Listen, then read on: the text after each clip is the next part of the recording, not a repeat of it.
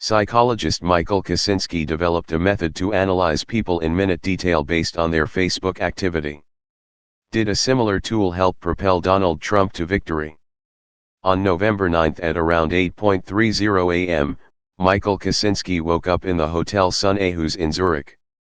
The 34-year-old researcher had come to give a lecture at the Swiss Federal Institute of Technology, ETH, about the dangers of big data and the digital revolution. Kosinski gives regular lectures on this topic all over the world. He is a leading expert in psychometrics, a data-driven sub-branch of psychology. When he turned on the TV that morning, he saw that the bombshell had exploded. Contrary to forecasts by all leading statisticians, Donald J. Trump had been elected President of the United States. For a long time, Kosinski watched the Trump victory celebrations and the results coming in from each state. He had a hunch that the outcome of the election might have something to do with his research. Finally, he took a deep breath and turned off the TV.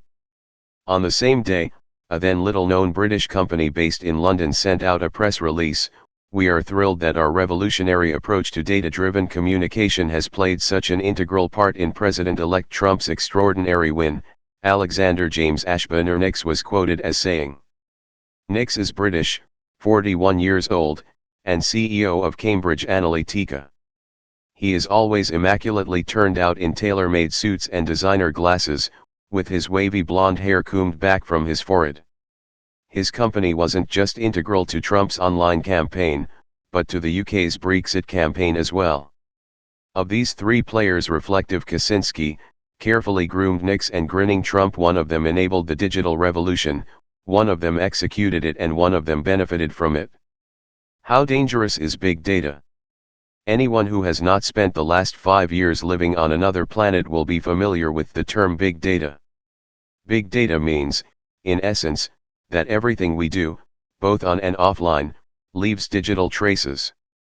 Every purchase we make with our cards, every search we type into Google, every movement we make when our mobile phone is in our pocket, every like is stored.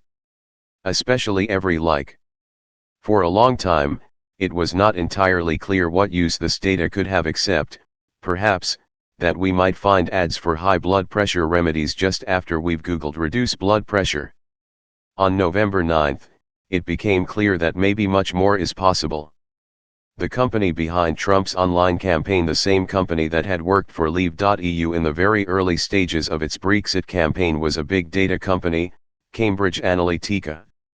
To understand the outcome of the election and how political communication might work in the future, we need to begin with a strange incident at Cambridge University in 2014, at Kosinski's Psychometrics Center. Psychometrics, sometimes also called psychographics, focuses on measuring psychological traits, such as personality. In the 1980s, two teams of psychologists developed a model that sought to assess human beings based on 5 personality traits, known as the Big Five. These are: openness, how open you are to new experiences; conscientiousness, how much of a perfectionist are you; extroversion, how sociable are you; agreeableness, how considerate and cooperative you are; and neuroticism, are you easily upset. Based on these dimensions, they are also known as OCEAN, an acronym for openness, conscientiousness, extroversion, agreeableness, neuroticism. We can make a relatively accurate assessment of the kind of person in front of us. This includes their needs and fears, and how they are likely to behave. The Big Five has become the standard technique of psychometrics.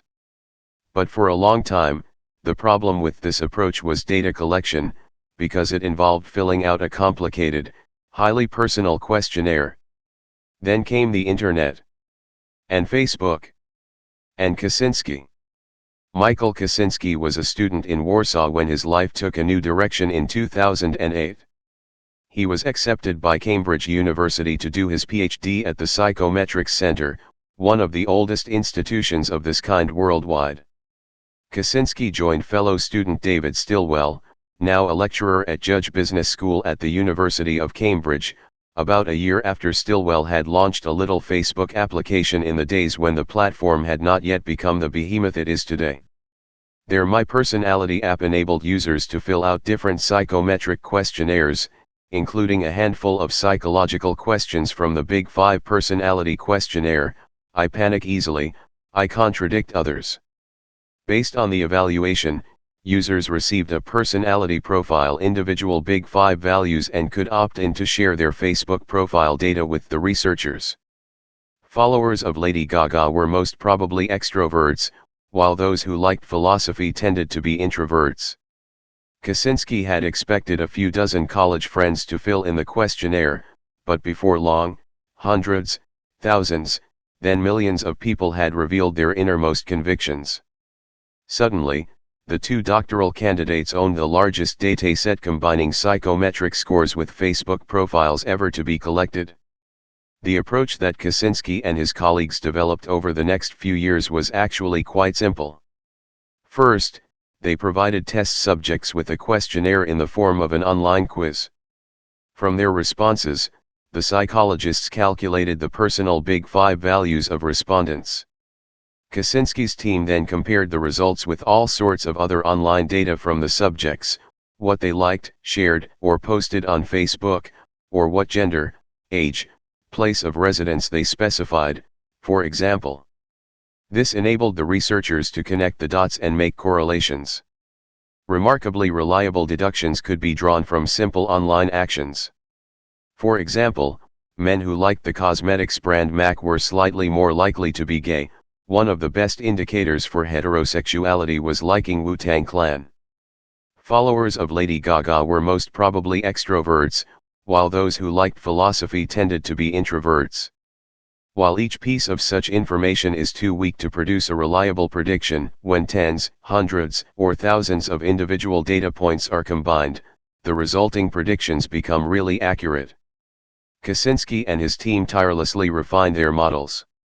In 2012, Kaczynski proved that on the basis of an average of 68 Facebook likes by a user, it was possible to predict their skin color, with 95% accuracy, their sexual orientation, 88% accuracy, and their affiliation to the Democratic or Republican Party, 85%. But it didn't stop there. Intelligence, religious affiliation, as well as alcohol, cigarette, and drug use, could all be determined. From the data it was even possible to deduce whether someone's parents were divorced. The strength of their modeling was illustrated by how well it could predict a subject's answers. Kaczynski continued to work on the models incessantly.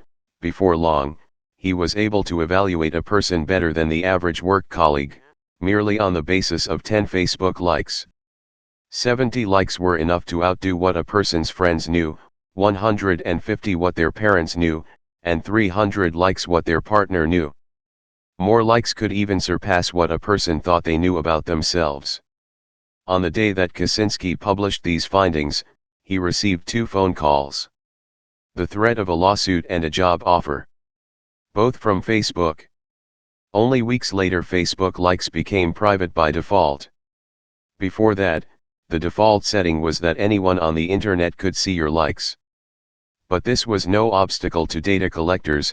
While Kaczynski always asked for the consent of Facebook users, many apps and online quizzes today require access to private data as a precondition for taking personality tests.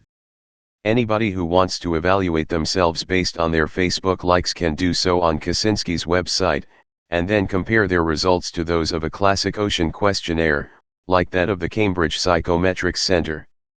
Our smartphone, Kaczynski concluded, is a vast psychological questionnaire that we are constantly filling out, both consciously and unconsciously.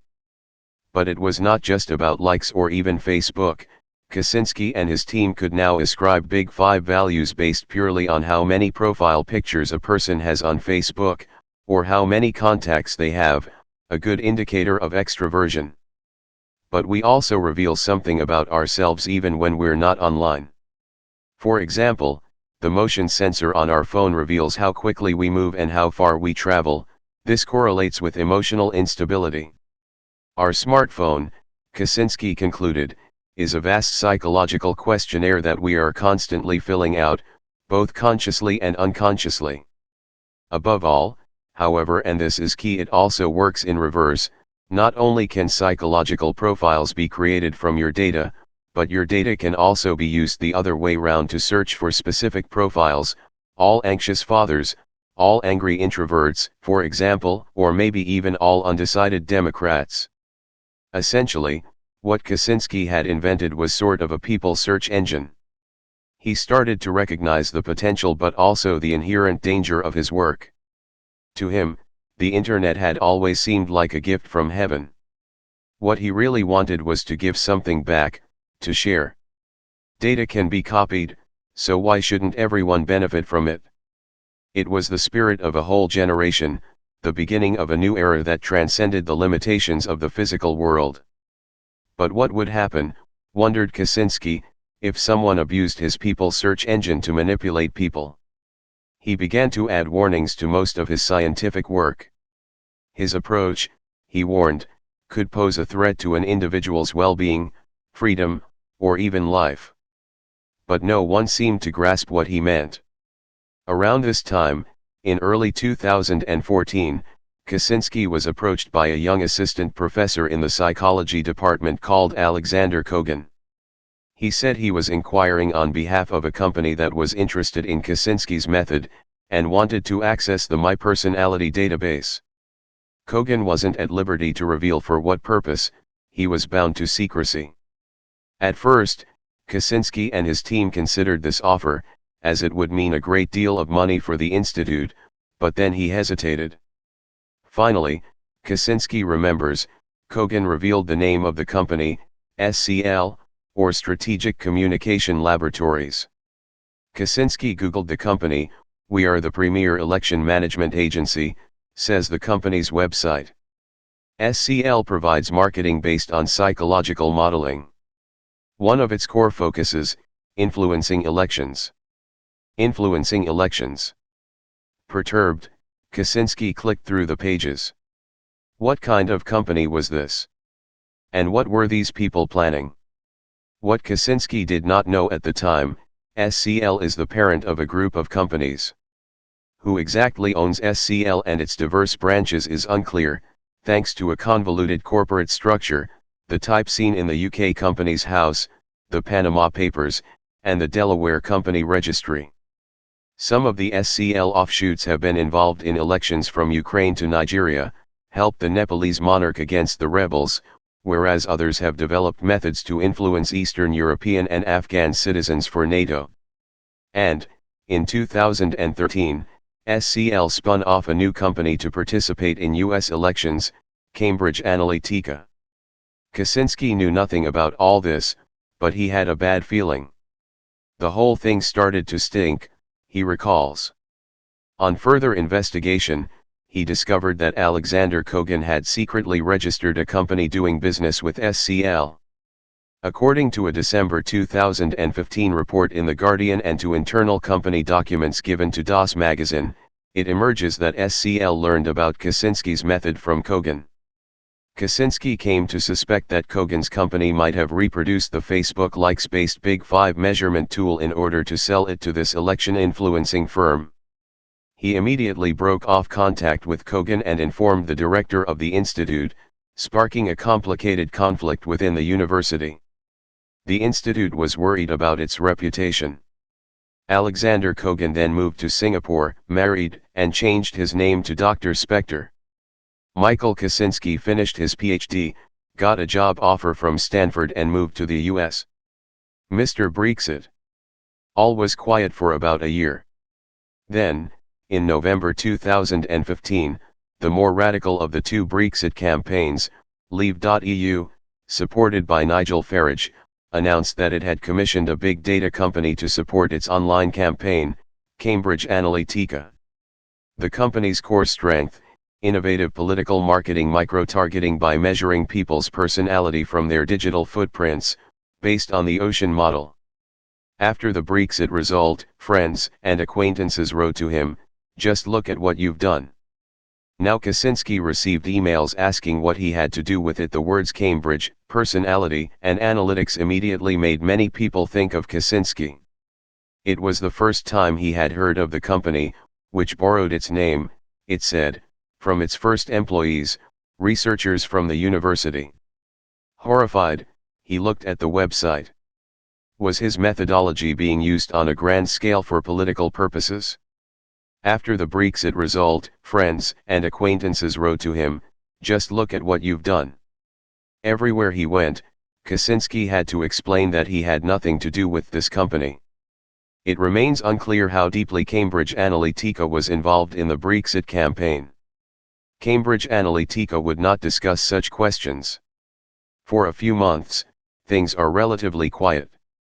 Then, on September 19, 2016, just over a month before the US elections, the guitar riffs of Creedence Clearwater Revival's Bad Moon Rising fill the dark blue hall of New York's Grand Hyatt Hotel. The Concordia Summit is a kind of World Economic Forum in miniature. Decision-makers from all over the world have been invited, among them Swiss President Johann Schneider-Ammann. Please welcome to the stage Alexander Nix, Chief Executive Officer of Cambridge Analytica, a smooth female voice announces. A slim man in a dark suit walks onto the stage. A hush falls. Many in attendance know that this is Trump's new digital strategy man. A video of the presentation was posted on YouTube. A few weeks earlier, Trump had tweeted, somewhat cryptically, "Soon you'll be calling me Mr. Brexit." Political observers had indeed noticed some striking similarities between Trump's agenda and that of the right-wing Brexit movement. But few had noticed the connection with Trump's recent hiring of a marketing company named Cambridge Analytica. Pretty much every message that Trump put out was data-driven, says Cambridge Analytica CEO Alexander Nix. Up to this point, Trump's digital campaign had consisted of more or less one person, Brad Parscale, a marketing entrepreneur and failed startup founder who created a rudimentary website for Trump for $1,500. The 70-year-old Trump is not digitally savvy. There isn't even a computer on his office desk. Trump doesn't do emails, his personal assistant once revealed. She herself talked him into having a smartphone, from which he now tweets incessantly. Hillary Clinton, on the other hand, relied heavily on the legacy of the first social media president, Barack Obama. She had the address lists of the Democratic Party, worked with cutting-edge big data analysts from Blue Labs and received support from Google and DreamWorks.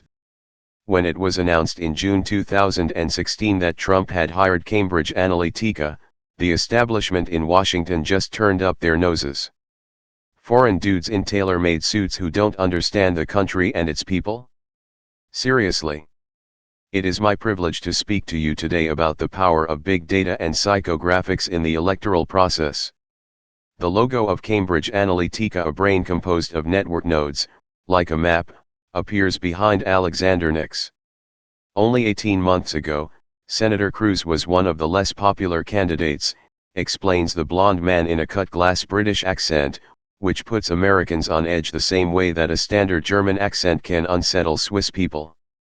Less than 40% of the population had heard of him, another slide says.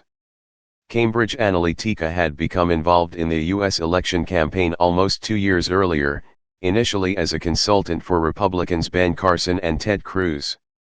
Cruz and later Trump was funded primarily by the secretive U.S. software billionaire Robert Mercer who, along with his daughter Rebecca, is reported to be the largest investor in Cambridge Analytica. So how did he do this? Up to now, explains Nix, election campaigns have been organized based on demographic concepts. A really ridiculous idea. The idea that all women should receive the same message because of their gender or all African Americans because of their race. What Nix meant is that while other campaigners so far have relied on demographics, Cambridge Analytica was using psychometrics. Though this might be true, Cambridge Analytica's role within Cruz's campaign isn't undisputed. In December 2015, the Cruz team credited their rising success to psychological use of data and analytics. In Advertising Age, a political client said the embedded Cambridge staff was like an extra wheel, but found their core product, Cambridge's voter data modeling, still excellent. The campaign would pay the company at least $5.8 million to help identify voters in the Iowa caucuses, which cruise won, before dropping out of the race in May. Nix clicks to the next slide, 5 different faces, each face corresponding to a personality profile. It is the Big Five or Ocean model. At Cambridge, he said, we were able to form a model to predict the personality of every single adult in the United States of America. The hall is captivated. According to Nix, the success of Cambridge Analytica's marketing is based on a combination of 3 elements: behavioral science using the Ocean model, big data analysis, and ad targeting. Ad targeting is personalized advertising, aligned as accurately as possible to the personality of an individual consumer. Nix candidly explains how his company does this. First, Cambridge Analytica buys personal data from a range of different sources, like land registries, automotive data, shopping data, bonus cards, club memberships, what magazines you read, what churches you attend. Nix displays the logos of globally active data brokers like Axiom and Experian in the US. Almost all personal data is for sale. For example, if you want to know where Jewish women live, you can simply buy this information, phone numbers included. Now Cambridge Analytica aggregates this data with the electoral rolls of the Republican Party and online data and calculates a Big Five personality profile. Digital footprints suddenly become real people with fears, needs, interests, and residential addresses. The methodology looks quite similar to the one that Michael Kosinski once developed. Cambridge Analytica also uses, Nix told us, surveys on social media and Facebook data. And the company does exactly what Kosinski warned of: we have profiled the personality of every adult in the United States of America to 20 million people, Nix boasts. He opens the screenshot. This is a data dashboard that we prepared for the cruise campaign. A digital control center appears. On the left are diagrams, on the right, a map of Iowa, where Cruz won a surprisingly large number of votes in the primary. And on the map, there are hundreds of thousands of small red and blue dots. Nix narrows down the criteria: Republicans, the blue dots disappear; not yet convinced, more dots disappear; male, and so on. Finally, only one name remains, including age, address, interests, personality and political inclination. How does Cambridge Analytica now target this person with an appropriate political message? Nix shows how psychographically categorized voters can be differently addressed, based on the example of gun rights, the Second Amendment. For a highly neurotic and conscientious audience, the threat of a burglary and the insurance policy of a gun. An image on the left shows the hand of an intruder smashing a window. The right side shows a man and a child standing in a field at sunset, both holding guns, clearly shooting ducks. Conversely, for a closed and agreeable audience, people who care about tradition and habits and family. How to keep Clinton voters away from the ballot box. Trump's striking inconsistencies, his much criticized fickleness, and the resulting array of contradictory messages, suddenly turned out to be his great asset: a different message for every voter. The notion that Trump acted like a perfectly opportunistic algorithm following audience reactions is something the mathematician Cathy O'Neil observed in August 2016. These dark posts, sponsored Facebook posts that can only be seen by users with specific profiles, included videos aimed at African Americans in which Hillary Clinton refers to black men as predators, for example. Pretty much every message that Trump put out was data-driven, Alexander Nix remembers. On the day of the third presidential debate between Trump and Clinton, Trump's team tested 175,000 different ad variations for his arguments, in order to find the right versions, above all via Facebook. The messages differed for the most part only in microscopic details, in order to target the recipients in the optimal psychological way: different headings, colors, captions, with a photo or video. This fine-tuning reaches all the way down to the smallest groups, Nix explained in an interview with us. We can address villages or apartment blocks in a targeted way. Even individuals. In the Miami district of Little Haiti, for instance, Trump's campaign provided inhabitants with news about the failure of the Clinton Foundation following the earthquake in Haiti, in order to keep them from voting for Hillary Clinton. This was one of the goals, to keep potential Clinton voters, which include wavering left-wingers, African Americans, and young women, away from the ballot box, to suppress their vote, as one senior campaign official told Bloomberg in the weeks before the election. These dark posts sponsored newsfeed-style ads in Facebook timelines that can only be seen by users with specific profiles included videos aimed at African Americans in which Hillary Clinton refers to black men as predators, for example. Nix finishes his lecture at the Concordia Summit by stating that traditional blanket advertising is dead. My children will certainly never, ever understand this concept of mass communication. And before leaving the stage, he announced that since Cruz had left the race, the company was helping one of the remaining presidential candidates. Just how precisely the American population was being targeted by Trump's digital troops at that moment was not visible, because they attacked less on mainstream TV and more with personalized messages on social media or digital TV. And while the Clinton team thought it was in the lead, based on demographic projections, Bloomberg journalist Sasha Eisenberg was surprised to note on a visit to San Antonio where Trump's digital campaign was based that a second headquarters was being created. The embedded Cambridge Analytica team, apparently only a dozen people, received $100,000 from Trump in July, $250,000 in August, and $5 million in September. According to Nix, the company earned over $15 million overall. The company is incorporated in the US, where laws regarding the release of personal data are more lax than in European Union countries. Whereas European privacy laws require a person to opt into a release of data, those in the US permit data to be released unless a user opts out. The measures were radical. From July 2016, Trump's canvassers were provided with an app with which they could identify the political views and personality types of the inhabitants of a house. It was the same app provider used by Brexit campaigners. Trump's people only rang at the doors of houses that the app rated as receptive to his messages. The canvassers came prepared with guidelines for conversations tailored to the personality type of the resident. In turn, the canvassers fed the reactions into the app, and the new data flowed back to the dashboards of the Trump campaign. Again, this is nothing new. The Democrats did similar things, but there is no evidence that they relied on psychometric profiling. Cambridge Analytica, however, divided the US population into 32 personality types, and focused on just 17 states. And just as Kaczynski had established that men who like MAC cosmetics are slightly more likely to be gay, the company discovered that a preference for cars made in the US was a great indication of a potential Trump voter. Among other things, these findings now showed Trump which messages worked best and where.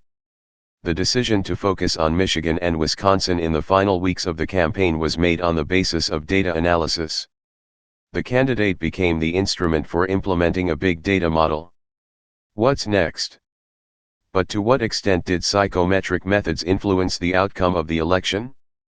When asked, Cambridge Analytica was unwilling to provide any proof of the effectiveness of its campaign. And it is quite possible that the question is impossible to answer. And yet there are clues. There is the fact of the surprising rise of Ted Cruz during the primaries. Also there was an increased number of voters in rural areas. There was the decline in the number of African American early votes. The fact that Trump spent so little money may also be explained by the effectiveness of personality-based advertising. As does the fact that he invested far more in digital than TV campaigning compared to Hillary Clinton. Facebook proved to be the ultimate weapon and the best election campaigner, as Nix explained, and as comments by several core Trump campaigners demonstrate. Many voices have claimed that the statisticians lost the election because their predictions were so off the mark.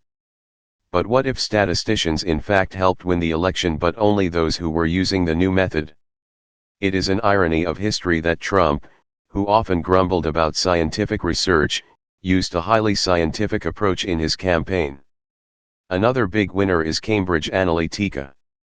Its board member Steve Bannon, former executive chair of the right-wing online newspaper Breitbart News, has been appointed as Donald Trump's senior counselor and chief strategist. Whilst Cambridge Analytica is not willing to comment on alleged ongoing talks with UK Prime Minister Theresa May, Alexander Nix claims that he is building up his client base worldwide, and that he has received inquiries from Switzerland, Germany, and Australia. His company is currently touring European conferences showcasing their success in the United States. This year 3 core countries of the EU are facing elections with resurgent populist parties: France, Holland, and Germany. The electoral successes come at an opportune time, as the company is readying for a push into commercial advertising. Kaczynski has observed all of this from his office at Stanford. Following the US election, the university is in turmoil. Kaczynski is responding to developments with the sharpest weapon available to a researcher: a scientific analysis. Together with his research colleague Sandra Matz, he has conducted a series of tests, which will soon be published. The initial results are alarming. The study shows the effectiveness of personality targeting by showing that marketers can attract up to 63% more clicks and up to 1,400 more conversions in real-life advertising campaigns on Facebook when matching products and marketing messages to consumers' personality characteristics. They further demonstrate the scalability of personality targeting by showing that the majority of Facebook pages promoting products or brands are affected by personality, and that large numbers of consumers can be accurately targeted based on a single Facebook page. In a statement after the German publication of this article, a Cambridge Analytica spokesperson said, "Cambridge Analytica does not use data from Facebook. It has had no dealings with Dr. Michael Kaczynski. It does not subcontract research. It does not use the same methodology. Psychographics was hardly used at all. Cambridge Analytica did not engage in efforts to discourage any Americans from casting their vote in the presidential election. Its efforts were solely directed towards increasing the number of voters in the election. The world has been turned upside down. Great Britain is leaving the EU. Donald Trump is President of the United States of America." And in Stanford, Kaczynski, who wanted to warn against the danger of using psychological targeting in a political setting, is once again receiving accusatory emails. "No," says Kaczynski, quietly and shaking his head. "This is not my fault. I did not build the bomb. I only showed that it exists."